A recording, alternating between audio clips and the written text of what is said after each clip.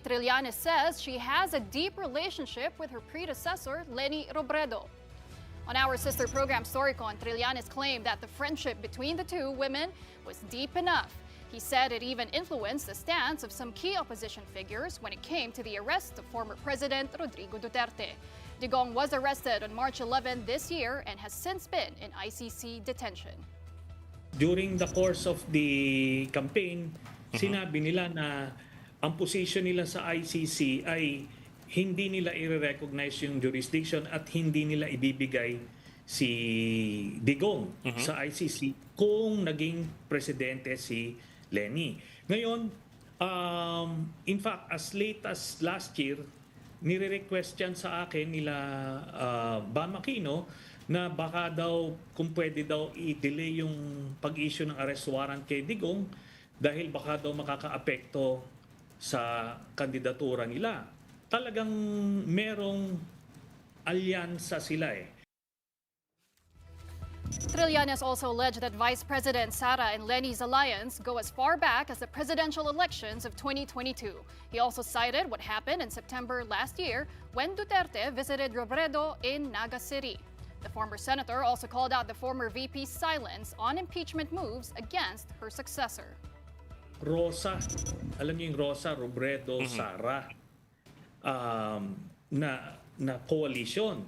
Na to the point na nung isang rally namin sa Pangasinan, hindi nila pinaakyat si then VP candidate Kiko Pangilinan sa entablado. Kasi nga dun sa Robredo-Sara alliance. So meron ng ganon ever since. Up to now, si Mayor LENI has yet to say anything about the impeachment trial of Sara Duterte. Alam mo, malakas na boses yan. LENI, pero she's quiet. Tapos yun na nga, yung binisita doon. Alam nyo, based sa information namin, yung pagbisita doon sa Naga, ano yun maagang na-set yun. Hindi naman yun yung 30 minutes na short notice. Kumaga, naman tayo, ginagawa tayong parang bata. Alam natin yon. Tapos talagang he knows niya. And ako, bilang insider doon sa mga pink, talagang alam namin na may mga ganun sila nagalaw. Kaya nga sinasabi ko sa 2028, I'm not inclined to support LENI because magkaalyado at magkaibigan sila ni Sara Duterte. Yun po yun. When asked if he had anything against Robredo, whose presidential bid he supported 3 years ago, Trillanes said he had none. The former senator ran under LENI's slate in 2022 but lost. Nagma-micromanage yan si LENI sa kampanya noon. She will just feign ignorance para may deniability. Meron siyang ganong mga taktika para makuha niya yung mga kumaga best of so many words, kumaga. Pero alam niya yon. Siya yun eh. Meron lang kasi ang karamihan sa inyo, meron kayong image of LENI Robredo as somewhat parang pristine na pagkatao na naive sa politika. No, alam niya yung mga taktika na ganyan. That, by the way, that doesn't make her a bad person. Ang sinasabi ko lang, meron siyang mga ganong laro. Nothing against LENI Robredo. Sabi ko nga, she's a good person and under peaceful conditions, she would probably be a good president. But we're not living in such a world. We're living in a very dangerous world now na maraming mga evil forces at play. As to the possibility of more ICC arrests over the Duterte drug war, Trillanes told One News that it will happen sooner. He is expecting 2 or 3 personalities going the way of Digong Duterte's fate and could include police generals earlier tagged in the war on drugs.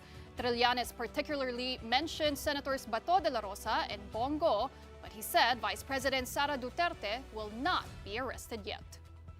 It's not gonna happen soon, but it will happen at some point. We're looking at end of the year.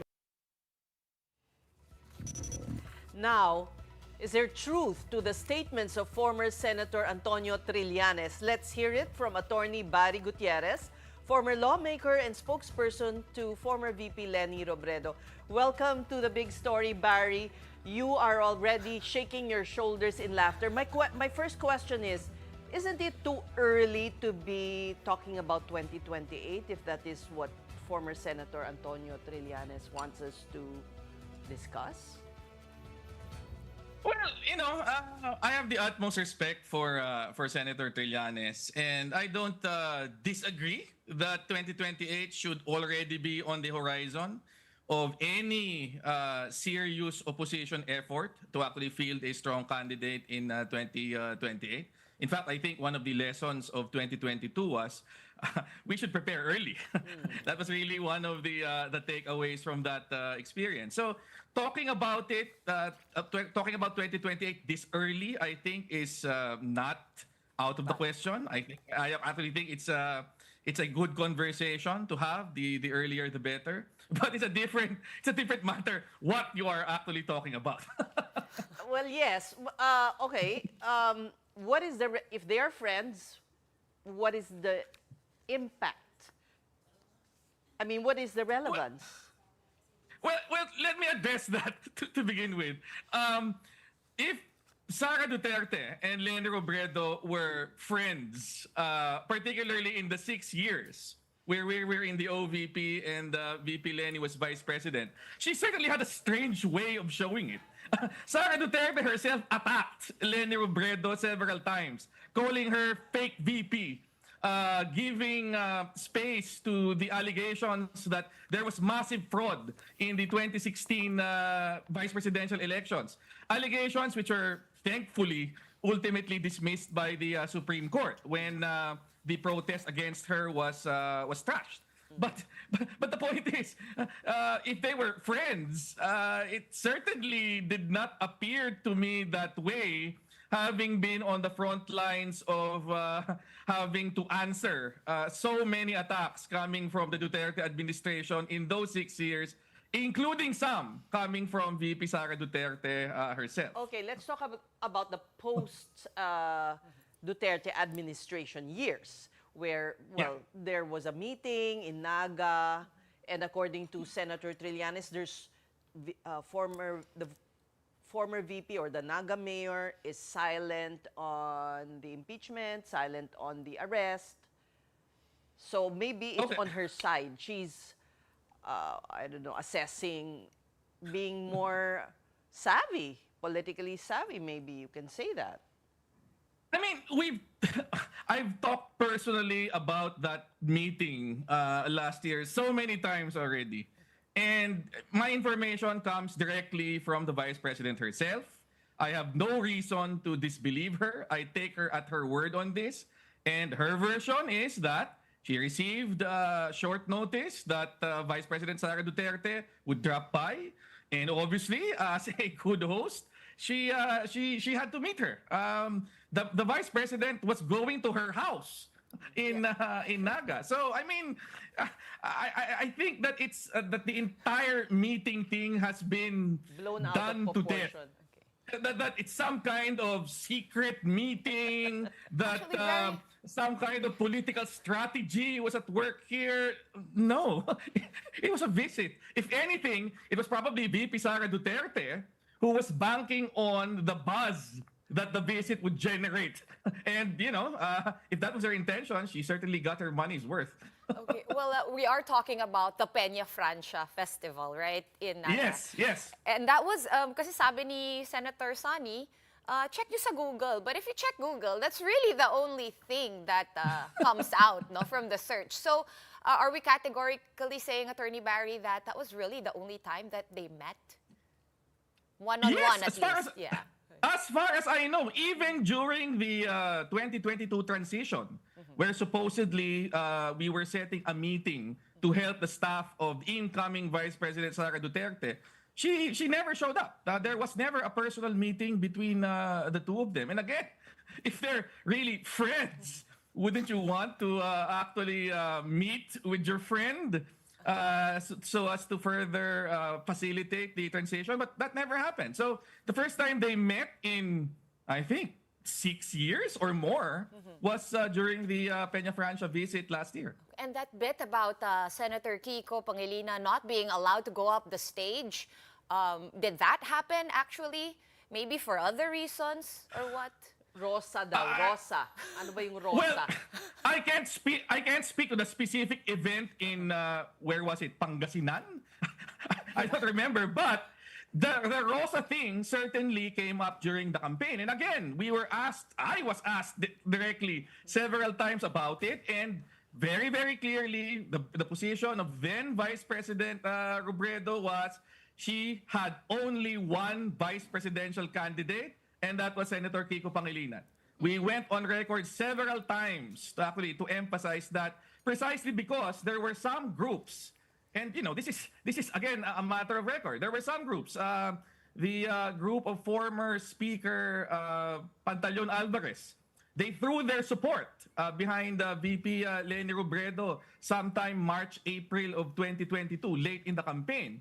And my understanding was, their position was, it should be a LENI SARA ticket. But, that's their position as third parties who are coming in to throw their support. But the campaign's position, and certainly VP LENI's position, was that her only candidate for VP was her running mate, Senator Kiko Pangilinan. Well, Attorney Barry, one point that former Senator Trillanes has been emphasizing was the silence of Vice President Robredo in the impeachment of Sara Duterte, despite her being an influential figure, a big figure in politics. But help us explain why Vice President Robredo has been silent. Well, let's be very clear. VP LENI has been silent on national issues for the last 3 years. I mean, it's no secret that she has actually decided to focus more on Naga. When asked, she has always said that I've given the last 6 years to the national political scene. And I have actually decided that for these next few years, I will be focusing on my hometown of Naga. Hence her decision to seek a local office. She's now mayor of Naga City in lieu of actually running for, let's say, the Senate or some other national office. And it's not just the impeachment. It's so many other things. I mean, every now and then, a hot political issue will hit the national scene, and invariably someone will ask, why is LENI Robredo not speaking out on this? Well, it was her choice to focus on the local politics and the local situation in Naga. I don't know if there has been any situation where she was actually asked by media about a national issue and she refused to answer, or she said that I don't want to speak on that. But I as far as I'm aware, she has been focusing on Naga, and that's really the reason for the supposed silence. Although, if you look at the recent midterm elections, she was very, very active in actually campaigning for Senator Bamakino, Senator Kiko Pangilinan, and the other candidates that she was supporting. Abalos. Well, yeah. Tulfo, Marcoleta. Attorney, I also wanted to get your reaction to something that Senator Trillanes also said, and that's, may image kayo kay LENI na pristine at naive sa politika, pero kabaliktaran siya, hindi naman siya masama, marunong lang maglaro. He even said that she's just feigning ignorance, but she really micromanages when it comes to her leadership, her political influence. Well, isn't that a good thing? Yeah. I mean, isn't that Senator Trillanes paying LENI Robredo a compliment by saying that she's a savvy politician? I'd agree. I mean, she is pretty sharp when it comes to making political calls, and we were witness to that in the 6 years that we were in OVP with her. She had a very, very keen political mind. Now, but it's one thing to say that she is politically savvy, and it's another thing to insinuate that somehow means that she's dishonest. I think those are two completely different things. And to be fair to Senator Sani, he did not say it outright. But if the only point is she is not clueless she is in fact politically savvy, then the only thing I can say is, yeah, that's true. Where do you think this is coming from, Attorney Barry? These are like Yeah. really specific examples. Ano ang motivation ni Senator Trillanes? One thing that he said also was supposedly Senators Bamakino and Kiko Pangilinan were asking him to help in delaying the arrest of the former president, having him sent to the ICC because it may affect their chances in the recent elections. He said that. So anong motivation behind all these? Well, first of all, I shouldn't be the one you're asking about his motivations. He should have been asked that in Storycon. I have no idea. I mean, I know, well, we weren't there, plus your friends, di ba? We are. Magkabiruan kayo, magkasama kayo sa politika. We have not talked about this, and I was actually pretty surprised that he came out with these rather controversial takes this morning in his interview. So I don't know I suppose his objective is ultimately to say and support his opinion that he thinks that VP Leni should no longer be running for president in 2028, and we should be looking at someone else or other people to actually be standard bearer. Well, as of now, she has not made known to me any of her plans. She's very much focused on Naga and doing her job as mayor to the best of her ability. So I think right now, running for president or any other national position in 2028 is the furthest thing from her mind. She has only assumed office, June 30? So that's barely over a month as mayor. So I think that her entire focus is still very much on that point. So I doubt very much that she has actually given any deal of deep thought to 2028, much less what her specific plans for a possible national run will be for the next election. Pero ibabato ko rin sa'yo yung sinabi mo kanina. What happened in 2022 was proof that, you really have to plan early. I agree completely. Asa Kung wala pa yung plano now. Oo nga, ano yung plano nyo? Well, the opposition is not just VP Leni Robredo, right? The opposition is a lot of other people, including Senator Sani Trillanes. Exactly, that's why I'm asking, doesn't necessarily mean Mayor Leni Robredo, but others. What are your plans for the coming 2028 elections? As far as I'm aware, conversations have already started regarding starting a possible process, some kind of primaries, similar to what they do in the US. Although, of course, we don't have as strong or robust a party system like they do. But some kind of open primaries process to get the ball rolling, get the names out there, and get the sense of which people could actually be strong contenders for national positions in 2028. And I think that's something that should start as early as possible. And I'm glad to see that that's already happening this early. Now, if people like VP Leni at some point make a decision that they want to be part of this process, they want to be considered, they're interested in throwing their hat in again in 2028, then that's certainly a possibility that we should remain open to. All right. So why do you find this laughable? Well, one thing I found amusing was the whole ICC thing, because one, VP Leni is very clearly on record. She was interviewed by Boy Abunda. I remember it very clearly. And she said that in that situation, she would extend full cooperation to the ICC if she would be elected.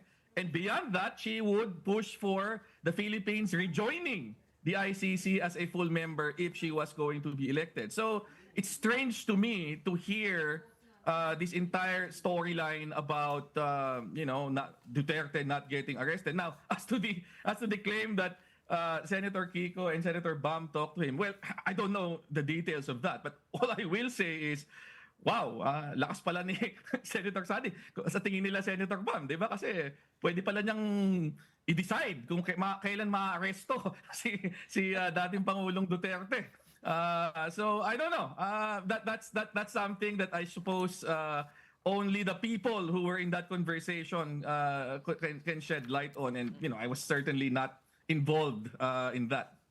I look forward to your being in a podcast with him soon. Attorney Barry Gutierrez, I'm sure that will happen. Yeah. former spokesperson to former VP Leni Robredo, maraming salamat. Yeah.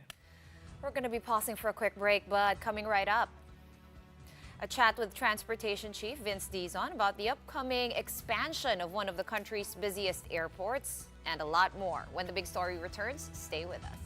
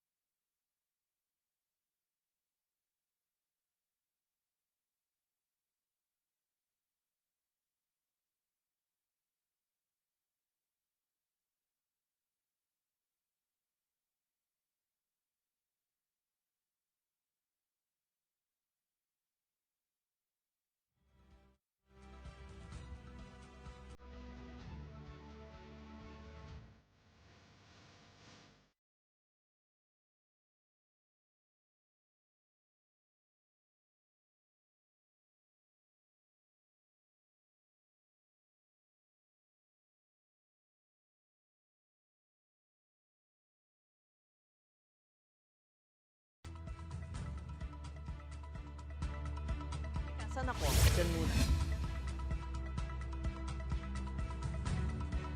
You're watching the big story here on One News. Construction of Siargao Airport's expanded terminal building will begin this Friday, August 8th, tripling its passenger capacity once completed. The building is expected to accommodate up to 750 passengers from the current capacity of 200. The improvements fall under the directive of President Bongbong Marcos to enhance travel experience. Siargao Airport is the main gateway for tourists en route to Siargao Island, the surfing capital of the Philippines. It currently handles 17 flights daily. DOTr Secretary Vince Dizon ordered in March for a modular expansion, the removal of the VIP lounge and redundant X-ray machines in the airport. Dizon added he envisions the gateway to be an international hub featuring an extended runway and a world-class passenger terminal. Siargao Airport is part of a 16 billion peso bundle offer by the Gokongwei's JG Summit and the Gotianun's Philinvest Group to take over its operations alongside the Francisco Bangoy International Airport in Davao and the Southern Luzon Airport in Albay. And nearly 6 months into the job, the transportation chief is facing a host of issues to resolve decades-long woes besetting commuters and passengers. And to give us updates on the initiatives and the projects that he spearheaded since taking office, we have with us in the studio Secretary Vince Dizon. Good evening, Secretary. Good evening. Welcome to the big story. Okay, Thank you. so Good to be back. straight down to business. EDSA rehab muna dahil we are all suffering the unusually heavy traffic. Parang Pasko na. So when will that happen? Although we know that you're not just the agency in charge of this. Yes, as you know, the president ordered a pause of the project to for DPWH, the lead agency, to find a better way and a faster way of doing it. No? Sabi ni Pangulo na, 2 years is too long. No? It's too long a time to burden the motorists with the rehab of EDSA, with the rebuild of EDSA. So I think DPWH is still in the process of finding a better ways, but they've already announced that it's not going to happen this year, but we will see if, you know, if it will happen next year or which part of next year. Say in the sauna, not unless they build the diversion, the Guadalupe diversion. Oh yes, this is for bridges. Guadalupe Bridge, Yeah, yes. for the Guadalupe Bridge. So I think the Guadalupe Bridge will happen, but it needs to happen after the detour bridges have been built on the southbound and the northbound. So the pedestrian greenways will, which is under you, di ba? Will have to wait. Yes, unfortunately, because you know that needs to be part of the bigger rebuild of EDSA. So I mean, it's long Sayang, overdue. we were looking forward to that. Yeah, so was I, but unfortunately, you know, we really can't burden the motorists as based on the president's directive that, you know, it's too long. And I think the DPWH is currently looking for ways to make it faster, you know, to do it faster. Okay, let's move on over to our airports. Of course, the biggest piece of news today is that consortium between the Gokongweis and the Gotianuns. Yes. I believe they've already done Clark, and they got this package of 3. We were talking about this before. This is a really good deal. Siargao, Davao, and Bicol. Yes. You know, it's part, as we've discussed in the past, I think that, I think in order to allow our airports to really be run properly, maintained properly, and expanded quickly, I think the only way to do that is really through a public-private partnership. And I think with the passage of the new law, this has unlocked a lot of potential for these major infrastructure projects to really happen under a PPP structure.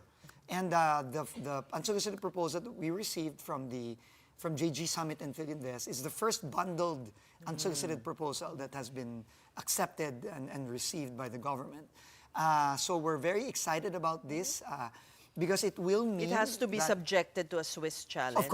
of course. It has to go through a process of negotiation, of review, and then eventually, if it gets there, to a Swiss challenge, no, before it is eventually awarded to the And if proponent. I may, did they get to pick the 3 airports? It is an unsolicited. They picked it. I guess they feel that the combination of those three airports makes sense. Makes sense to them economically and financially, and they also feel that that's where they can make the biggest impact. Obviously, Davao is the biggest among those three because it is our, I think, our third or fourth biggest international gateway. It is one of the four major international gateways, NAIA, Cebu, and Clark being the other three. But your original idea when we were discussing this was that you're gonna lump, let's just call a spade, a more desirable airport with maybe a medium desirable airport and a less desirable airport so that hindi naman kawawa yung mga parang mga less traveled airports. Yes. But this one has like 3 really good airports. I mean, I guess volume-wise, maybe Bicol would be the smallest in terms of volume. But Bicol is also a very well-developed airport. It's brand new, actually. It was just finished at the tail end of the previous administration under Secretary Art Tugade. And it's actually a beautiful airport. You know, it's one of the best made airports that we have so far. So it's actually easier for the private sector to take that over. The more difficult one is Siargao. No, because it's small. But you need to extend the runway. Yes, yes, we need to extend the runway, and it's a challenge, you know, because you have the mountains and the ocean, you know, so it's a challenge to do it. But as you saw earlier, as you showed earlier, we are already, even prior to a unsolicited proposal becoming reality, we are actually starting the expansion, the modular expansion, as you said, of Siargao on Friday. We're going to groundbreak on Friday with Sec Cristina Frasco of the Department of Tourism, and we're very excited for that. And it's a very well-designed airport. It was designed by Royal Pineda, who designed Clark as well, and also Mactan. So it's a modular expansion which we feel we can build quickly. Maybe within the next 8 months. So tuloy pa rin yan, kahit na while the PPP is... Tuloy, kasi hindi naman natin alam kung kailan o kung matutuloy man itong unsolicited proposal. Gano'ng katagal ba yan, i-review yung proposal ng JG Summit? I think minimum of maybe 6 months, I think minimum. Tagal din. Matagal din. And then, syempre may Swiss challenge pa yan, that's another 90 days, that's another 3 months. How about NAIA? How is that airport doing since being turned over to Mr. Ramona? It's doing a lot better. No, it's less than a year. No, San Miguel took over in September of last year, so they're just slowly approaching the first anniversary.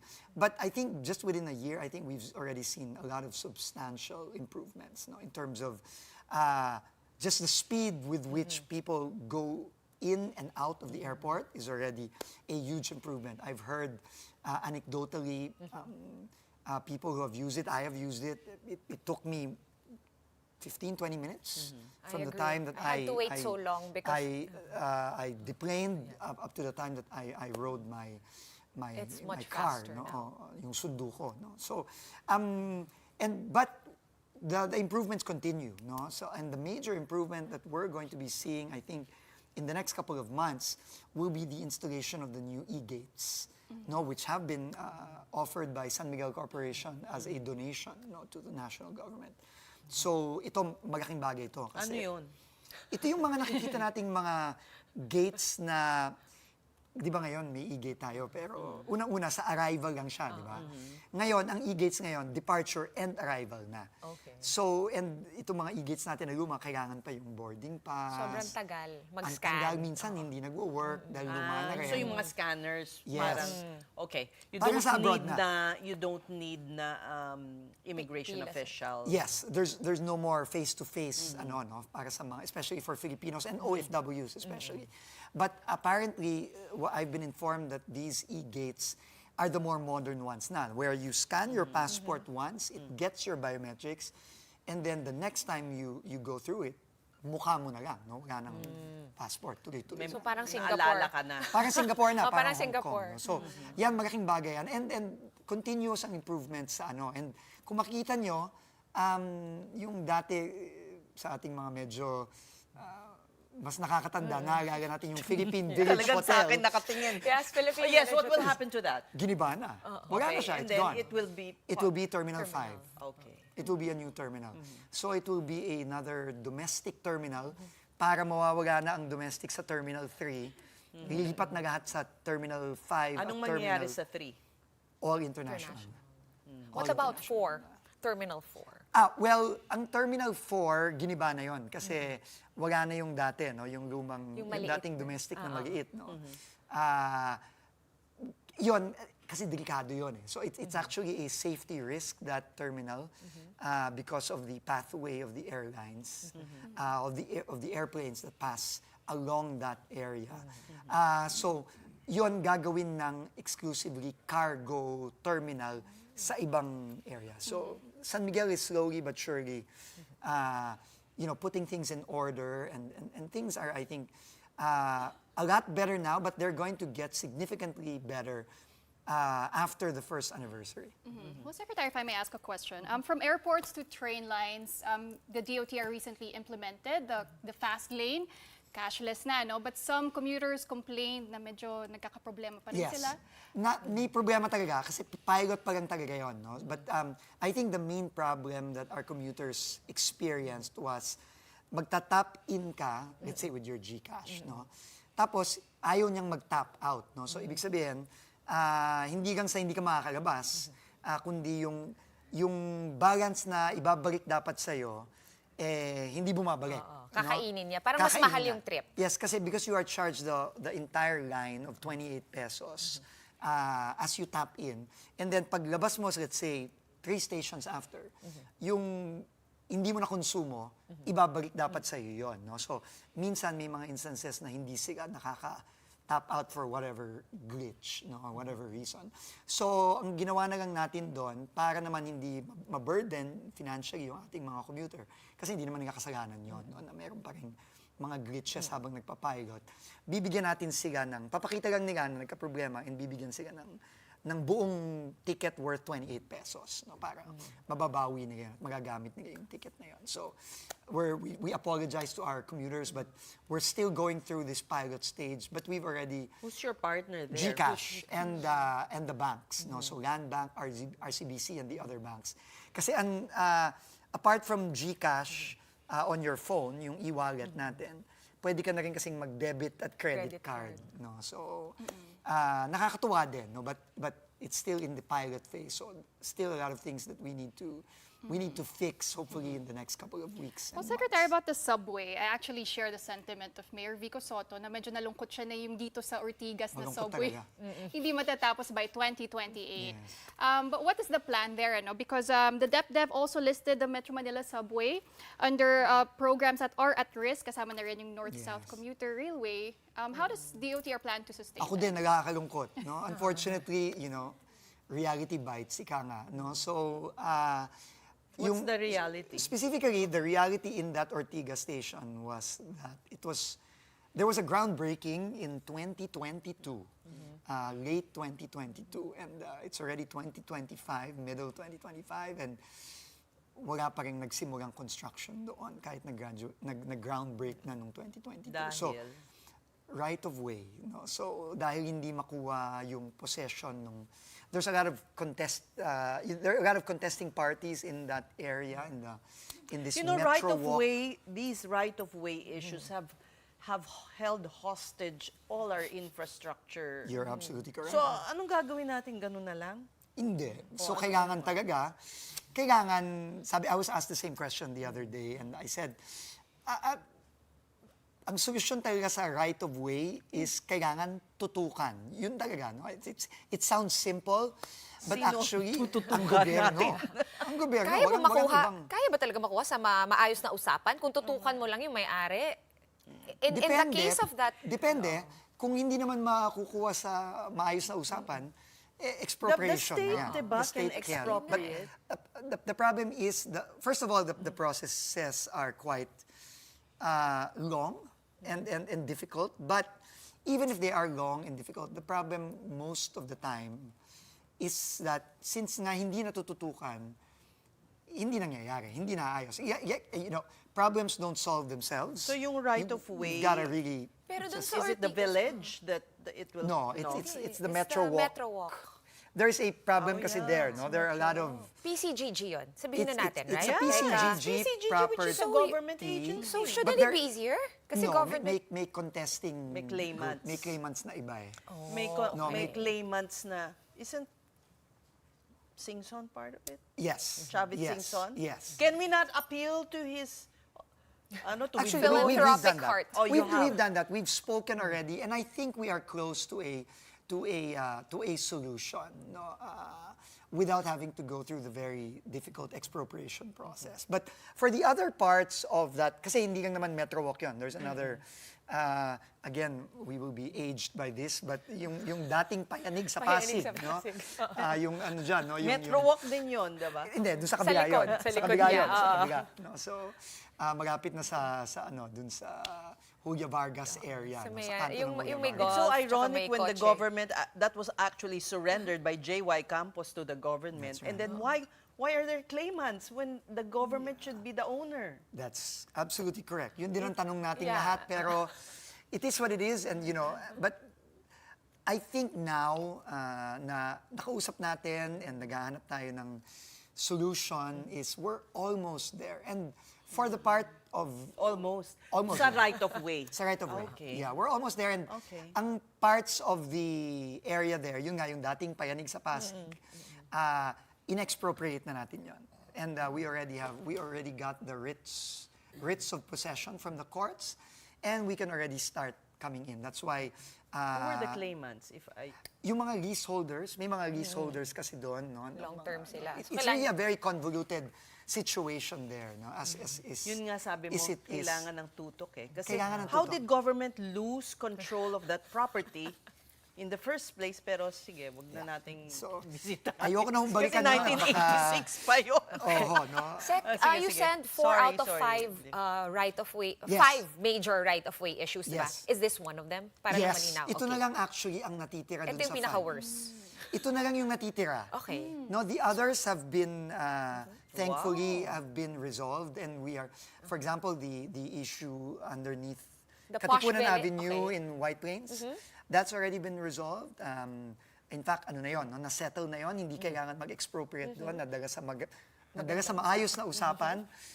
Kasi Are you leading the talks yourself? Yes, but we also got someone who is nakatutok dito. No? She's a former city administrator of Angeles City, so she's used to fixing problems like this, and she's nakatutok dito sa mga problema to. So we're very happy with her and her team, and she was actually instrumental in getting the 4 issues of the right of way for subway resolved. No, in just 4 months, I think. So what will you tell Mayor Vico now? Well, no, we told He's helping you, di ba? we told he's helping us a lot, no, especially with the permits. Alam mo naman, no, marami ding mga kailangan pang gawin, no.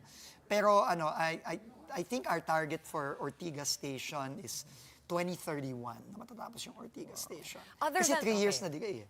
Kung totoong nagsimula ang construction noong 2022, 2028 dapat tapos na talaga yun. So other than that, kamusta yung other parts? Di ba, ano yan, kung saan pwede na mag-start, sinimulan na nung Sinimulan tunnel na. boring. So ngayon, bumibilis na tayo. Yun nga in fact, yung ating mga tunnel boring machines nasa ilalim na ng Katipunan ngayon. Papunta na ng Ortigas yun. No? So we expect them to reach Ortigas Must be. probably by end of 2026. No? Kasi Okay, so syempre, next year. Ano yan, mga 5 meters per day ang biyahe niyan. No? Yung mga Wala bang way to nagbo-board. speed it up? Wala eh.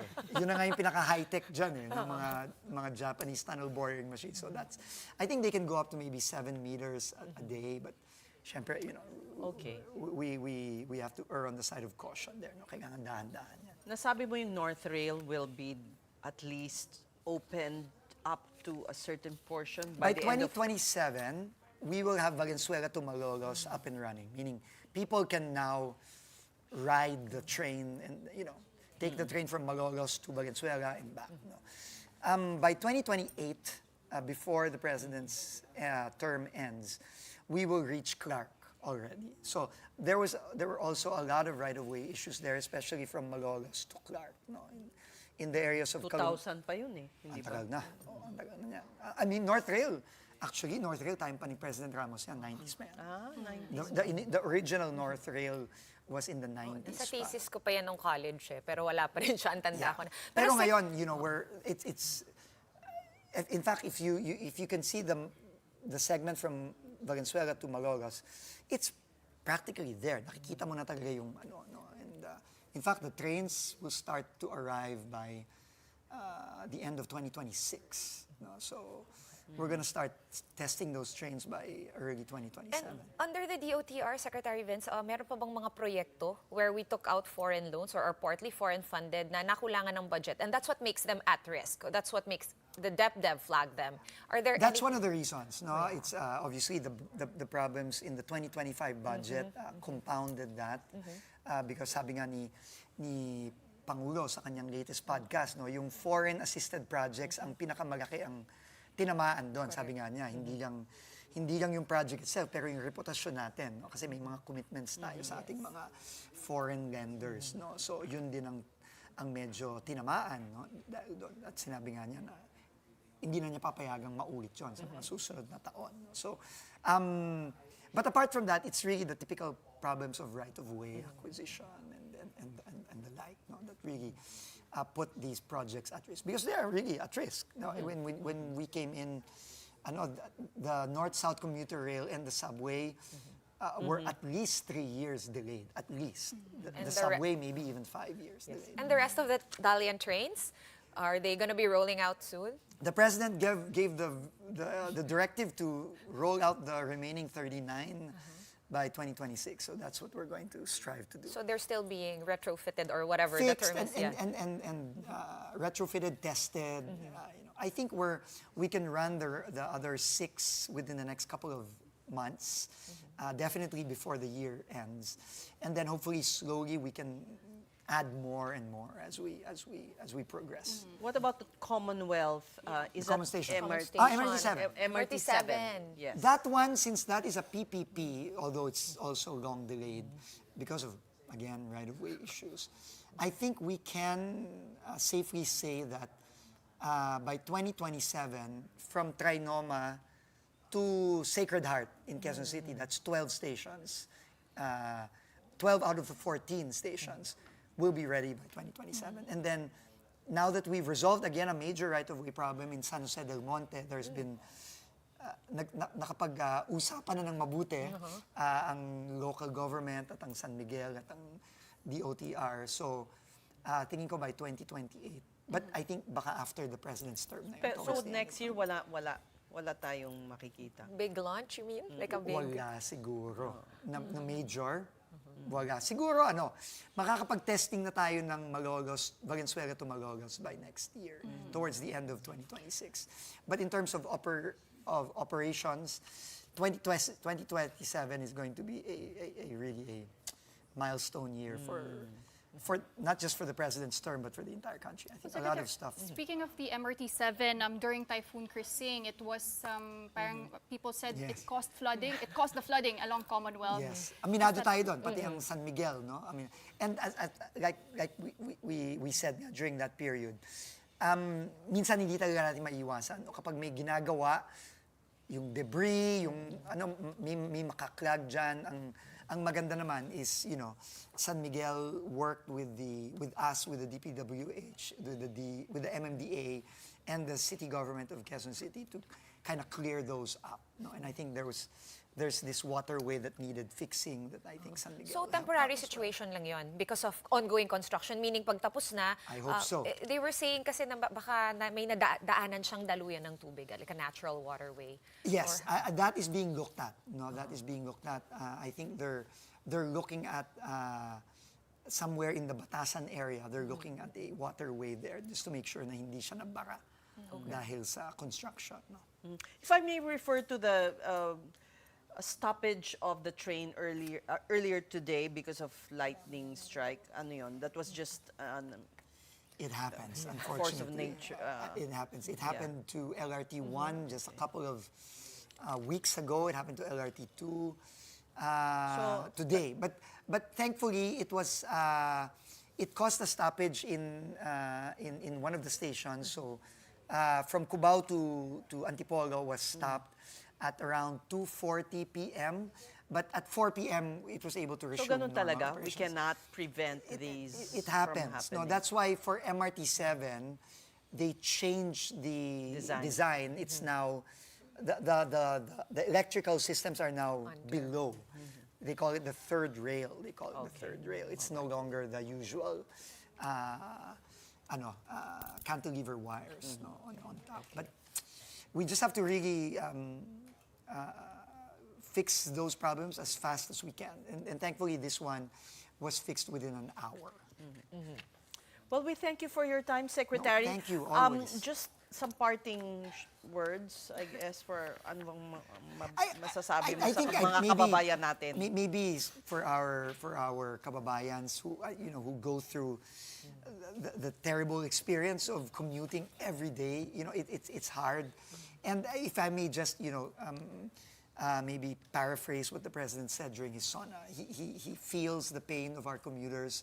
That's why, while he has instructed all of us in the infrastructure agencies to fast track all the big ticket projects that will provide the ultimate long-term relief for our commuters with the subway, with the NSCR, he has also told us that we have to address the daily pains of our commuters, and we help in whatever way we can. So the discounted fares that he has asked, the love bus that he has asked to revive, but now free, and not just in Metro Manila, but in Luzon, Visayas, and Mindanao. In fact, we're launching it in Cebu and Davao in a That's couple under of weeks. DOTr, no? Yes, that's under DOTr. And also the other pains that we can address through cashless payments, limiting the lines and the queuing, and all of that, just to give some reprieve to the very difficult lives of our commuters is important for the president. Thank you so much, Secretary Vince Dizon. Thank you so much. Well, in other news, a reaffirmation of alliance. That's how President Bongbong Marcos described his visit to India. Marcos received a ceremonial welcome, complete with a gun salute upon his arrival at Rashtrapati Bhavan, the official residence of the President of India. Indian President Draupadi Murmu and Prime Minister Narendra Modi led the welcoming delegation. During the meeting, they laid out signed bilateral agreements on security, trade, technology, and energy cooperation. To build upon what we already have had, but certainly to explore the many opportunities that have arisen in the past few years because of the new technologies and the changing state of the global economy and the geopolitics around us now. Thank you. We're going to take another quick break for now, but when we return, DSWD Secretary Rex Gatchalian has spoken up on his predecessor, Senator Erwin Tulfo's suggestion to scrap the agency's flagship program. Keep it here on One News.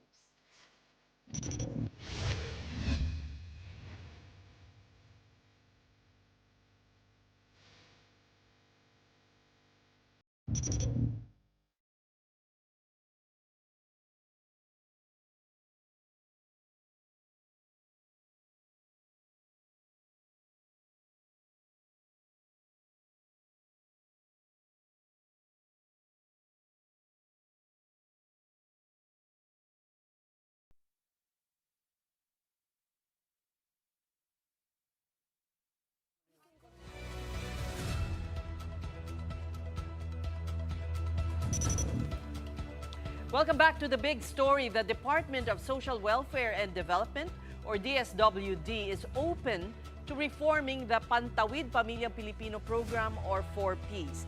But Secretary Rex Gatchalian insists all amendments to the program should be justified, must be based on data, and humane.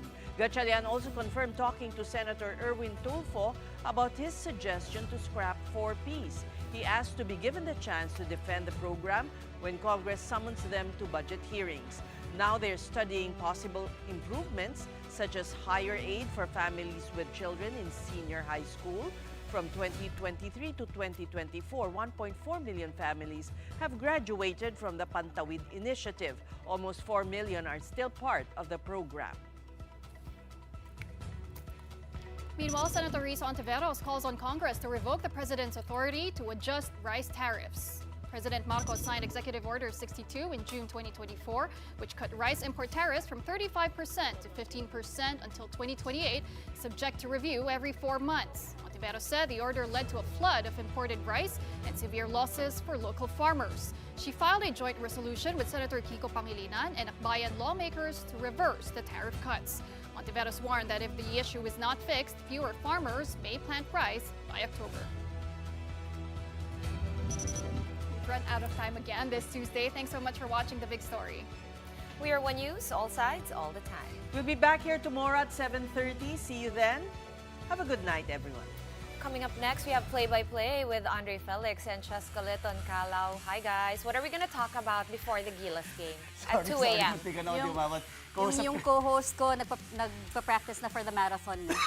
Hindi, I was getting tips from just a little Parang bit of sprint trivia. yun. No, a little bit of trivia. Our secretary for DOTr, Transport Secretary, Vince Dizon, is a very fit, as in, grabe mag-cycling yan. His wife also, Ma'am Essie, nagduduathlon yan. So talaga, I was getting tips for my Sydney Marathon. All right, you're forgiven. We gave you time to so that, you know. Hindi Ano yung average na check? 8:33. 8:33, okay. But great show as always. Big Story, of course, having DOTr Secretary Mr. Vince Dizon on your show. At kahit mag-OT pa kayo, okay lang. You're forgiven for all the tips you had to ask.